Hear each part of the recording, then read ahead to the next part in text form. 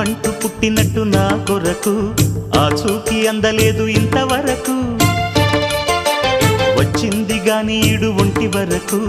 వేధించలేదు నన్ను జంట కొరకు చూశాక ఒక్కసారి ఇంత వెలుగు నా వంక రాను అంది కంటి కునుకు ఈ అల్లరి గారడి నీ లీల అనుకోనా నీ పేరు ప్రేమ అవునా ఇవాళే నిన్ను పోల్చుకుందా